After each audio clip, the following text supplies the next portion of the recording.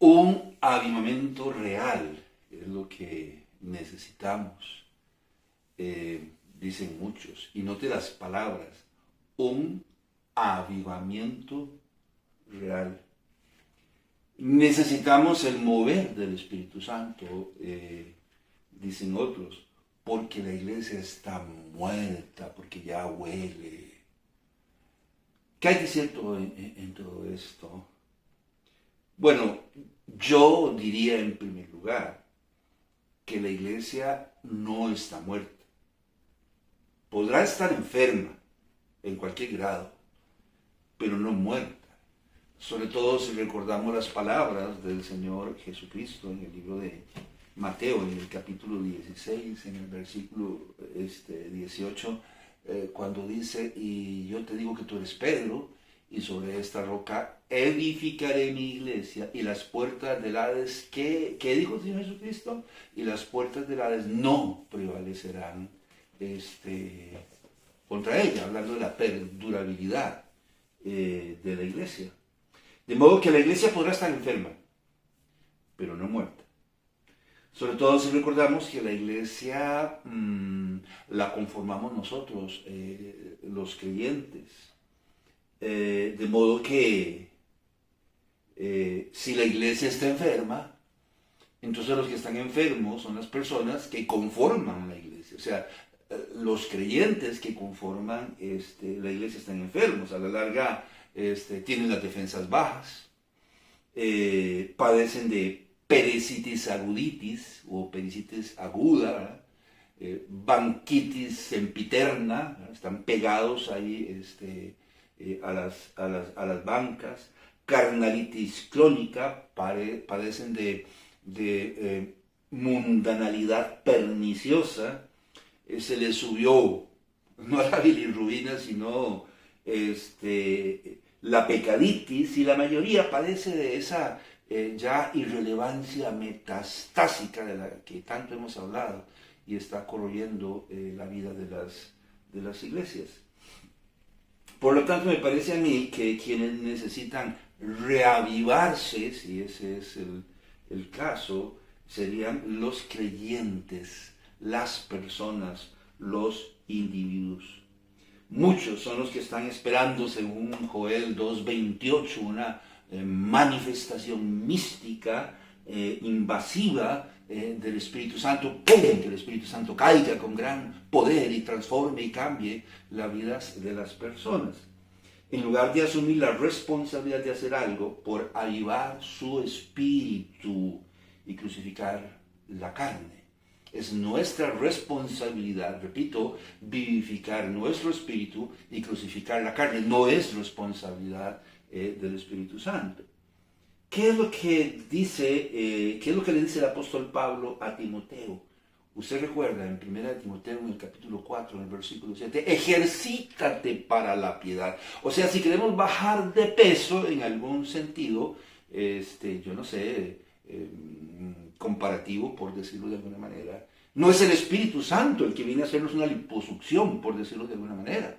No, somos nosotros, según el apóstol Pablo le dice a Timoteo, los que tenemos que ejercitarnos para la piedad. ¿Qué es lo que el apóstol Pablo le dice a Timoteo en 2 de Timoteo, en el capítulo 1, en el versículo 6? ¿Usted se acuerda? Bueno, básicamente le dice que avive el fuego de Dios que está en él. ¿Quién debe avivar el fuego? Timoteo, ¿verdad? No el Espíritu Santo. Es más, se nos llama a nosotros a no apagar al Espíritu. Ahora bien, ¿qué más nos pide el apóstol Pablo a cada uno de nosotros? Bueno, si vamos al libro de Efesios, al capítulo 4, al versículo 22, la palabra de Dios dice así: en cuanto a la pasada manera de vivir, despojaos del viejo hombre que está viciado conforme a los deseos engañosos. Se nos está diciendo a nosotros que asumamos la responsabilidad nosotros de despojarnos del viejo hombre que está viciado, dice, conforme a los deseos engañosos de la carne. Nosotros somos los que debemos despojarnos. Aquí en el mismo capítulo 4 del libro de Efesios, el apóstol Pablo dice que debemos renovarnos, en el espíritu de nuestra mente. Ahí se lo puede leer en el versículo 23. En el versículo 24 dice, y que debemos vestirnos del nuevo hombre. O sea, el Espíritu Santo no desciende a desvestir a nadie y a vestir a nadie del nuevo hombre. Somos nosotros los que debemos despojarnos, somos nosotros los que debemos renovarnos, somos nosotros los que debemos vestirnos del nuevo hombre. Sigue diciendo el apóstol Pablo en el libro de Efesios, que también nosotros debemos desechar la mentira. O sea, el Espíritu Santo no mete su mano en la boca o en nuestro corazón para arrebatar la mentira, ni inclusive de nuestra mente. Somos nosotros los que debemos desechar la mentira, etcétera, como diría alguien por ahí, etcétera y etcétera. Si bien es cierto, necesitamos ser avivados. Yo lo que encuentro en las Sagradas Escrituras a través de la historia es gente que buscaba ser avivada, ¿verdad? Pero gente que supo compungirse de corazón por causa del pecado. Si recordamos, después de 70 años de cautiverio, bueno, podemos ir un poquito más allá. Si recordamos, el pueblo de Israel estaba conformado de 12 tribus. Y se había dividido el reino con Saúl, si usted recuerda, en el reino del norte y el reino del sur. El reino del norte estaba conformado por 10 tribus que mantuvo su nombre, la nación de Israel. Y por su desobediencia, estas 10 tribus fueron llevadas cautivas, y aunque haya muchas personas que no les guste, fueron dispersas en todo el mundo hasta el día de hoy. No se sabe nada de ellas. A veces se les llama las 10 tribus perdidas de Israel. El reino del sur, por su parte, que llegó a llamarse Judá o Judea, que mantuvo la capital, Jerusalén, fueron llevados cautivos a Babilonia por 70 años. Muy bien. Las 10 primeras tribus fueron dispersas. No sabemos qué pasó con ellas. Pero la tribu de Judá y de Benjamín, o sea, Judea, fueron llevados cautivos a Babilonia. Y se les dijo que serían llevados allá por 70 años y posteriormente regresarían. Bien, después de que el imperio babilónico fue tomado por los medos y los persas, por Ciro, se les permite regresar a Jerusalén. Se les permite regresar a Jerusalén. Aquí es donde decimos, si recordamos, después de 70 años de cautiverio en Babilonia y por mandato de Ciro, rey de Persia, un grupo como de 50,000 personas más o menos regresan a Jerusalén con un hombre llamado Zorobabel, a veces llamado Sesbazar, quien es designado como gobernador de la región y con un fin determinado: reconstruir el templo. Usted lo puede leer en Esdras, en el capítulo 2, en el versículo 64 al 65. Por ese entonces, no solo el templo, sino la ciudad y los muros de la ciudad estaban en ruinas. Ellos llegan a Jerusalén y pasan 7 meses. Desde su llegada a Jerusalén, pasan 7 meses para que tomaran la decisión de comenzar a edificar, ¿verdad? Y edifican el altar del holocausto, el altar de bronce, donde se ofrecían y donde se quemaban los sacrificios. Eso fue lo único que hicieron. Edificaron, después de 7 meses de su llegada, el altar del holocausto, el altar del incienso, y comenzaron a ofrecer sacrificios y holocaustos al Señor. Algo como que restauraron de alguna manera su relación con Dios. Ahí en Esdras, en el capítulo 3, en el versículo 1 al 3. Sin embargo, todo lo demás está en ruinas. El templo, la ciudad y los muros no fueron restaurados. Permanecieron así. 2 años, pasaron. 2 años pasaron para que el pueblo tomara de nuevo la decisión de comenzar a reedificar el templo. Sin embargo, por temor a sus enemigos, solamente echaron los cimientos. Dice la palabra de Dios que los ancianos, cuando vieron que estaban echando los cimientos del templo, comenzaron a llorar y a gemir en voz alta. Y la gente decía, ¿pero qué es este bullicio? ¿Por qué la gente llora? ¿Por qué la gente gime? Porque ellos estaban diciendo, wow, el templo donde está la presencia de Dios. Y necesitamos la presencia de Dios con nosotros. Y lloraban y gemían cuando estaban echando los cimientos del templo. ¿Cuándo? 2 años después de su llegada. Pero por temor a sus enemigos, solo echaron los cimientos del templo y dejaron la obra totalmente abandonada. Dice la palabra de Dios en el libro de Esdras, en el capítulo 3. Pasaron más de 15 años para que retomaran la obra y el templo fuese totalmente reconstruido.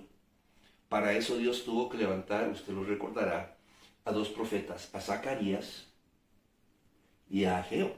Aunque son uno de los libros que están casi al final del Antiguo Testamento, fue en esta época cuando estos 2 profetas se levantaron para motivar al pueblo. ¿Cómo es posible que sus casas están tan bonitas, tan artesonadas, tan arregladas, cada quien sembrando y cosechando, y mi casa está abandonada? Les dice el Señor. Las cosas no van a prosperar si ustedes no cumplen la razón o propósito por el cual vinieron, reconstruir el templo. Ellos se levantan con Zorobabel y los sacerdotes y comienzan a reconstruir el templo y finalmente lo terminan. Por fin, una vez reconstruido el templo, el pueblo motivado, ya estaba el templo, donde moraba el santo, santo, santo, el eterno, ¿verdad? Comienza a apartarse del pecado y comienzan a celebrar o continúan celebrando las fiestas de Jehová. Por lo menos así me parece que escribió, aunque yo lo voy a leer por ustedes, Esdras. Dice, también los hijos de la cautividad celebraron la Pascua a los 14 días del mes primero. Comenzaron a celebrar la Pascua, ¿verdad? Dice la palabra de Dios. Sigue diciendo aquí en Esdras, en el capítulo 5, en el versículo 21 y 22. Perdónenme, capítulo 6, versículo 21 y 22. Comieron los hijos de Israel que habían vuelto del cautiverio con todos aquellos que se habían apartado de las inmundicias de las gentes de la tierra para buscar a Jehová Dios de Israel. Y celebraron con regocijo la fiesta solemne de los panes sin levadura 7 días, por cuanto Jehová los había alegrado, y había vuelto el corazón del rey de Asiria hacia ellos, para fortalecer sus manos en la obra de la casa de Dios, del Dios de Israel.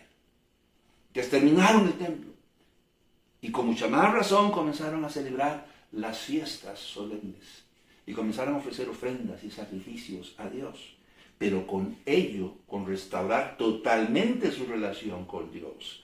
Dice la palabra de Dios que se apartaron del pecado, de las inmundicias de las naciones cananeas que habitaban la tierra en aquella época.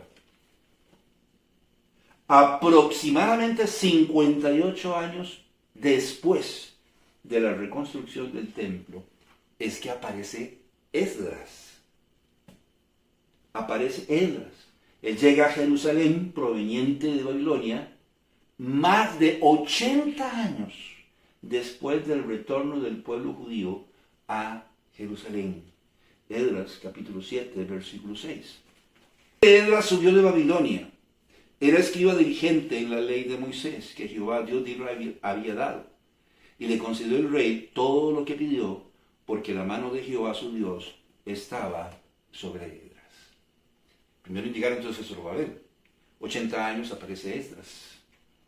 El gran, podría decir, Esdras era un sacerdote, un erudito, o sea, era un experto en el conocimiento de las Sagradas Escrituras. Y era un escriba dirigente en la ley de Dios. Dice aquí en Esdras, en el capítulo 7, en el versículo 10. Porque Esdras había preparado su corazón para inquirir la ley de Jehová y para cumplirla, y para enseñar en Israel sus estatutos y decretos. ¿A qué había venido a Jerusalén? Eso. A Esdras es considerado el gran reformador y a quien se le atribuye haber creado la sinagoga durante el exilio en Babilonia. Dice que era un hombre preparado, que había preparado su corazón para inquirir, o sea, para conocer la ley de Dios y para cumplirla y para enseñarla. Además, se le atribuye haber constituido 120 hombres, sacerdotes o levitas, ¿verdad? Y haberlos instruido en el conocimiento de la verdad de Dios para enseñar al pueblo. Se le atribuye haber escrito el Salmo 119, se le atribuye simple y sencillamente haber constituido con estos 120 hombres el canon del Antiguo Testamento. Entonces Esdras es el gran reformador, quien había venido a Jerusalén para tratar con el pueblo y enseñarles los mandamientos de Dios. Dice así la palabra de Dios. Él organizó a los sacerdotes y levitas, muchos de los cuales vinieron con él, y otros que ya habían venido con Zorobabel, y otros que moraban en Judea. Él organiza a los sacerdotes y los levitas, así como a los príncipes y gobernadores del pueblo, para hacer las cosas conforme a la palabra de Dios. Pues bien, un día, estando en sus tareas, los príncipes del pueblo vienen a la casa de Esdras para hacerle una confesión. El pueblo y los mismos sacerdotes que moraban en Jerusalén cuando él llegó se encontraban en yugo desigual y en las prácticas abominables de las naciones cananeas. Acabadas estas cosas, los príncipes vinieron a mí diciendo: el pueblo de Israel, los sacerdotes y levitas, no se han separado de los pueblos de las tierras, de los cananeos, heteos, fereceos, jebuseos, amonitas, moabitas, egipcios y amorreos, y hacen conforme a sus abominaciones. Porque han tomado de las hijas de ellos para sí y para sus hijos, y el linaje santo se ha mezclado con los pueblos de las tierras, y la mano de los príncipes y de los gobernadores ha sido la primera en cometer este pecado. Esdras, lo lamentamos mucho, pero esta es la situación del liderazgo aquí en Jerusalén. Y esta es la condición del pueblo. Lo hacen ocultamente, usted tarde o temprano se va a dar cuenta y mejor nosotros venimos a confesarle la verdad. Si usted sigue leyendo ahí en Esdras, en el capítulo 9, ¿usted sabe cuál fue la reacción de Esdras? Este hombre de tanta indignación agarra su ropa, rasga su ropa y comienza desesperadamente a arrancarse los pelos de la cabeza, de la barba, y comienza a gritar, y comienza a gemir, y comienza a llorar, y comienza a confesar el pecado y los pecados del pueblo judío en Jerusalén. Era tal el bullicio, era tal el escándalo, era tal el llanto y el gemido y la desesperación de Esdras cuando escuchó esta noticia, que el pueblo, al oírlo llorar y gemir, comienza a aglomerarse alrededor de su casa, preguntándose qué es lo que está pasando. Y la gente comienza a poner cuidado, y la gente comienza a escuchar las palabras que salen de la boca y del corazón de Esdras. Y la gente, el pueblo, se compunge de corazón.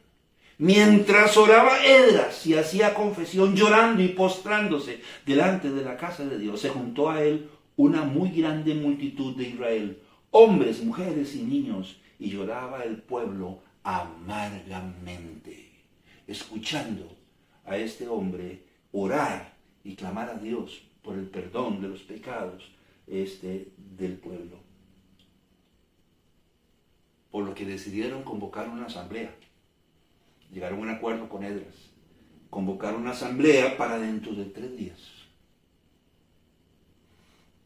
Para renovar sus votos con Dios. Y apartarse del pecado abominable de las naciones. E inclusive dejar a las mujeres con quienes convivían y con quienes habían tenido hijos. El que no viniera o no viniese a esa asamblea, la pena sería que sería desarraigado del pueblo y del territorio del pueblo. De modo que el pueblo fue vivificado, es lo que yo aprendo, cuando se humilló delante de Dios, cuando reconoció su pecado, lo que es muy fácil, cuando reconoció y confesó su pecado y se apartó de él.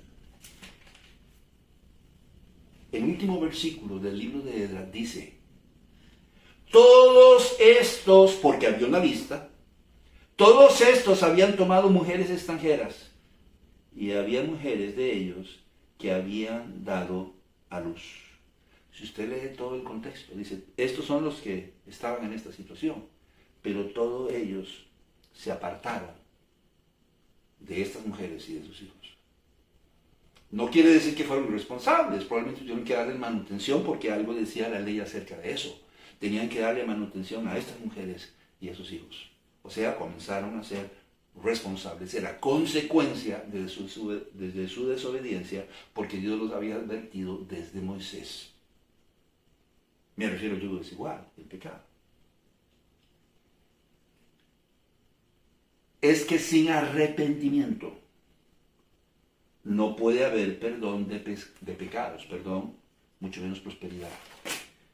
Un texto que conocemos bien, que usamos mucho y lo seguiremos probablemente usando, es el que se encuentra en el libro de Proverbios, en el capítulo 28, en el versículo 13, cuando el sabio Salomón dice: el que encubre sus pecados no prosperará, mas el que los confiesa y se aparta alcanzará misericordia. Se está esperando el fluir del Espíritu Santo sobre su vida para cambiar y transformar su vida de pecado. La palabra de Dios me enseña a mí otra cosa. Y está diciendo que el que encubre sus pecados no prosperará, mas el que los confiese y se aparta alcanzará misericordia. En el libro de Lucas el Señor dijo, si no os arrepentís, todos pereceréis igualmente. El Espíritu Santo no va a actuar en la vida de nadie, a menos que nosotros reconozcamos el pecado, lo confesemos y, aún más importante, nos apartemos de él. Él puede redarguirnos e inducirnos a hacer lo correcto y mostrarnos el camino. Pero él no va a cambiar la vida de nadie que no quiera cambiar, que no quiera reconocer, confesar y apartarse del pecado. No sabemos qué haya pasado con Zorobabel, porque cuando comencé a estudiar este tema, yo dije, ¿pero dónde estaba Zorobabel? Zorobabel era el gobernador. ¿Qué pasó? ¿Por qué permitió que todo el pueblo hiciera esto? ¿Verdad? No sabemos qué pasó con Zorobabel, el gobernador en Jerusalén. Probablemente murió. Probablemente murió, puesto que Nehemías, ¿verdad? Nehemías es designado por Artajerjes como 93 años después como el nuevo gobernador. O sea, pónganse usted a pensar que si Zorobabel tenía como 40 o 60 años cuando llegó a Jerusalén, pues habían pasado 93 años, ya tendría más de 100 años y probablemente había muerto, sino qué sentido tenía enviar un nuevo gobernador. En este caso era Nehemías, y quien estaba reinando obviamente no era Ciro, ya había muerto y habían habido otros reyes, y el que estaba reinando ahora era Artajerjes. Y Artajerjes, probablemente cuando le comunican que Zorobabel ha muerto, envía un nuevo gobernador, Nehemías, quien viene a Jerusalén con una consigna. Bueno, si podemos decir una. ¿Cuál era? Reconstruir la ciudad que todavía está en ruinas. Recuerde que solo habían reconstruido el templo. Reconstruir la ciudad y las murallas, o reconstruir las murallas y la ciudad, ¿verdad?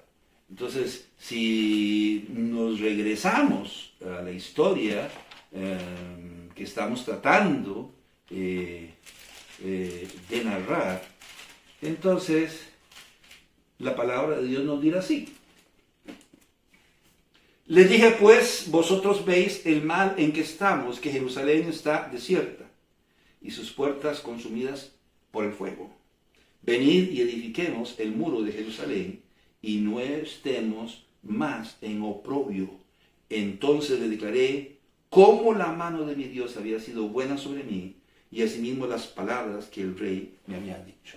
¿Qué había pasado? Bueno, parece que Nehemías era parte de los oficiales del rey Artajerjes allá en Babilonia, que había sido asumida, el imperio que había sido asumido por los medos y los persas. Y él estaba triste y dice, ¿qué te pasa? Es que vino gente de Jerusalén y me dijo que la ciudad está destruida, las puertas están quemadas, que las murallas están en el suelo y es mi tierra. Y me entristece. Y es cuando el rey le dice, mire, aquí están todas las arcas, mis arcas, las arcas del rey, del gobierno, del Estado. Tome lo que necesite y vaya a Jerusalén y reconstruya la ciudad, reconstruya los muros y las puertas. Eso sí, después regresa. Yo lo necesito conmigo. Al saber los enemigos de los judíos que el pueblo iba a edificar los muros y la ciudad, se levantan contra ellos y los acusan contra el rey de Persia. Y bueno, el pueblo entonces tiene que edificar en medio de oposición. Y dice la palabra de Dios que mientras estaban edificando los muros se organizaron de una manera tan increíble por grupos y personas, y estaban ahí con la cuchara de albañilería de un lado y con la espada del otro, en la otra mano, y gente alrededor, todos con sus armas listos por aquello de que sus enemigos los atacasen. Esta vez vamos a edificar, porque vamos a edificar. Así que tenían la cuchara de albañilería en una mano y en la otra la espada, o su espada lista, ¿verdad? Ahí en el cinto, dice la palabra de Dios, que esta vez así lo hicieron, más de 80 años después. Muchas de estas personas que habían tenido que edificar en medio de oposición comenzaron a desfallecer. Pues no tenían tiempo para sembrar, si estaban edificando todo el día. No tenían tiempo para cosechar o atender sus negocios. Y tuvieron que vender sus tierras y sus propiedades y buscar dinero prestado para poder sobrevivir. Como préstamos aquí, gota a gota. Los usureros se habían aprovechado de ellos. Sus propios hermanos judíos, prestamistas, tienen fama. Recordamos un libro a la larga basado en una historia real. Mercader de Venecia. ¿El qué? Mercader. El mercader de Venecia. Que yo te presto la plata, él era judío. Pero si tú no me pagas, yo tengo derecho, si más si no recuerdo, de cortar 1 kilo de tu carne. ¿Verdad? Muy interesante. Pero ellos siempre eran usureros. Los usureros se habían aprovechado de ellos y dicen a Nehemías, ya no podemos, señor gobernador. Ya no podemos. No podemos. No tenemos que comer, hemos vendido nuestras propiedades, hemos vendido todo, hemos pedido prestado. Ahora se están llevando nuestros hijos porque la esclavitud era so pena de ley para aquellas personas que habían incurrido en deudas y no podían pagarlas. Entonces los primeros que se llevan a los hijos. Bueno, va a tener que servirme a mí por 7 años para pagar la deuda. Entonces dice, ya somos siervos de otros, somos esclavos de otros. Entonces Nehemías tiene que intervenir, se enoja y llama a los usureros y les dice, esto no puede ser, ellos son nuestros hermanos en Cristo, salimos de la esclavitud y no puede ser que esto esté pasando. Dice aquí en Nehemías, en el capítulo 5, en el versículo 11. Os ruego que le devolváis hoy las tierras, sus viñas, sus olivares y sus casas, y la 100ª parte del dinero, del grano, del vino y del aceite que demandáis de ellos como intereses. Esto no va a pasar más. Entonces ellos reaccionan y dicen, ok, vamos a devolverles y nada les vamos a demandar ni a cobrar. Una vez que deciden hacer lo correcto y apartarse de lo que no estaba bien, los muros son terminados y la ciudad es reconstruida.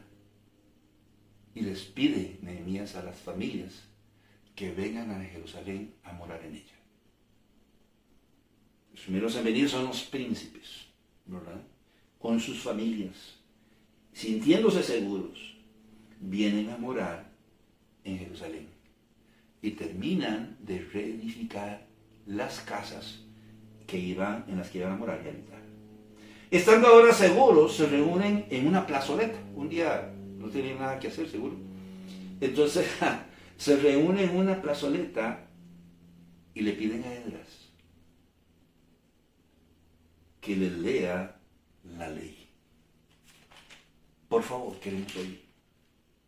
Y se juntó todo el pueblo como un solo hombre en la plaza que está delante de la puerta de las aguas y dijeron a Esdras, el escriba, que trajese el libro de la ley de Moisés, la cual Jehová había dado a Israel. Y el sacerdote Esdras trajo la ley delante de la congregación, así de hombres como de mujeres y de todos los que podían entender, el primer día del mes séptimo.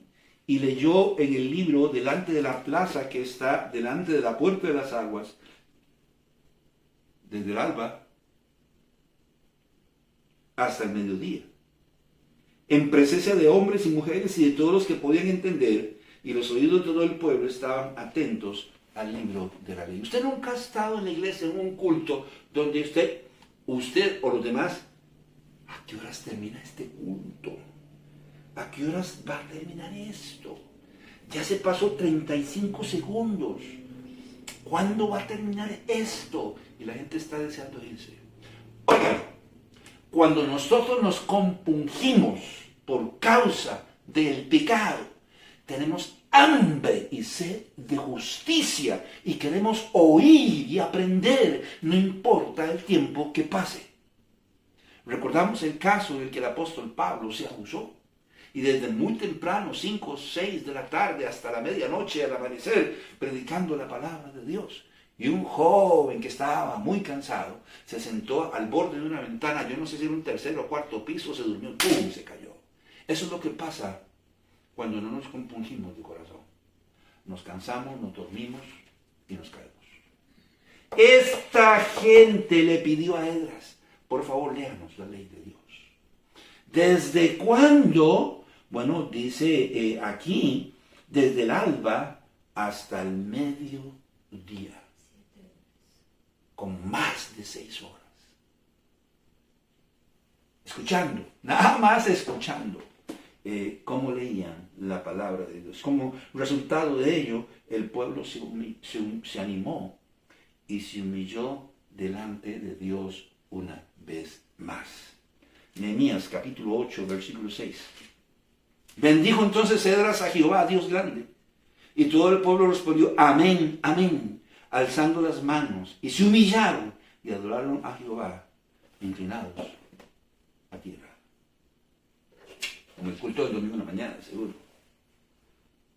Resultado, comenzaron entonces a reunirse todos los días para leer y estudiar la ley de Jehová. Nehemías capítulo 8, versículo 18.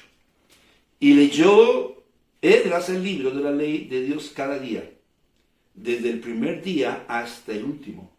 E hicieron una fiesta solemne por 7 días, y el 8º día fue de solemne asamblea, según el rito.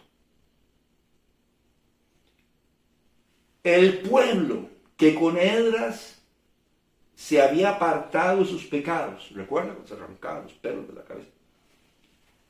Comenzó de nuevo a humillarse y a confesar otros pecados y apartarse de otros pecados. De modo que el pueblo se avivó cuando se humilló delante de Dios, reconoció sus pecados y se despojó de ellos. Cuando dispusieron sus oídos y su corazón para escuchar y discernir la ley de Dios, según Esdras, es lo que el pueblo necesita en el libro de los Salmos, en el capítulo 119 y versículos 9 y 11. ¿Recuerda? Dijimos que a Esdras se le atribuye este pasaje. Si usted estudia Esdras y Nehemías y lee el Salmo 119, dice, tuvo que ser él. Porque en el Salmo 119:9 dice, ¿con qué limpiará el joven su camino? Con guardar tu palabra. ¿Y qué le leía Esdras al pueblo? La ley, la palabra de Dios. Y en el versículo 11 del Salmo 119 que dice, en mi corazón he guardado tus dichos. ¿Para qué? Para no pecar contra ti. ¿Y qué hizo el pueblo? Cuando escuchó la ley de Dios, comenzó a confesar sus otros pecados y a despojarse de ellos. No es una manifestación gloriosa del Espíritu Santo, no es una manifestación gloriosa e invasiva del Espíritu Santo lo que debemos esperar, aunque no sería malo, sino la manifestación gloriosa de Dios, resultado de humillarnos delante de su presencia, de reconocer nuestros pecados y despojarnos de ellos, de disponer nuestro corazón delante de Él para escuchar sus mandamientos. Yo no olvido, y ese es el ejemplo que yo pongo, pero yo no olvido en alguna ocasión David mirando, ay Belén, ¿quién me diera a mí de ese río? Yo jugaba ahí de niño. Venía con todos mis amigos y tomábamos de esa agua fresca. ¿Quién me diera de esa agua? Y 2 soldados lo escucharon. ¡Pum! Y se fueron con unas vasijas. Tenían que atravesar el campamento enemigo. Y atravesaron el campamento enemigo con mucho sigilo. Calladitos, tomaron el agua y la trajeron. David, aquí está el agua. Y dice, yo no soy Dios. Ustedes no tenían por qué haber hecho eso. Yo no soy Dios. Y derramó el agua. Y, ¡ay, qué mal agradecido! La tiró por tierra, no se lo ofreció a Dios. Esa es la actitud que debe caracterizarnos a nosotros como creyentes. Debemos humillarnos delante de la presencia de Dios, reconocer nuestros pecados, despojarnos de ellos y simplemente disponer nuestro corazón delante del Señor. ¿Qué quieres que yo haga? ¿Le suena familiar esta expresión? Señor, ¿qué quieres que yo haga? Por lo tanto, nos vamos a avivar. Vamos a dejar de padecer de ese montón de enfermedades. Cuando reconozcamos el pecado en nuestra vida, lo confesemos y nos apartemos de él, disponiendo nuestro corazón para ser guiados en todo por la palabra de Dios. Usted recuerda que dice el apóstol Pedro, en 1 de Pedro, en el capítulo 5, en el versículo 6, humillaos pues bajo la poderosa mano de Dios para que Él os exalte cuando fuere tiempo. No, mi amigo, no es responsabilidad del Espíritu Santo, es nuestra responsabilidad humillarnos delante de Dios y despojarnos del pecado. Si lo hacemos, el Señor nos va a reavivar. Mi nombre es Carlos Corrales. Ojalá la pases bien este día. Que el Señor te bendiga.